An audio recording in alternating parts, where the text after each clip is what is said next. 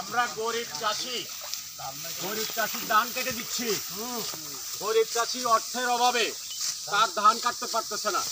সেই জন্য মহানগর কৃষক দলের নেতৃবৃন্দ মনে করলো যে গরিব চাষি যেহেতু অর্থের অভাবে ধান কাটে না, তাহলে আমরা কেটে দিয়েছি।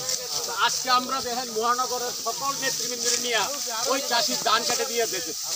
এরকম যদি আরো কেউ থাকে আমাদেরকে যদি জানায় যে তার অর্থের অভাবে ধান কাটতে পারে না, তাহলে আমরা ইনশাল্লাহ সবাই মহানগরের নেতৃবৃন্দ এসে ধান কেটে দিয়ে যাব। সেটা আমাদের ভারপ্রাপ্ত চেয়ারম্যান তারেক রহমানের নির্দেশ। যদি এরকম কোনো গরিব চাষি থাকে অর্থের অভাবে ধান কাটতে না পারে, তাইলে আমরা মহানগর কৃষক দল, শুধু মহানগর কৃষক দল না, সারা বাংলাদেশের কৃষক দলে এই প্রোগ্রামে অন্ততপক্ষে অংশগ্রহণ করতেছি।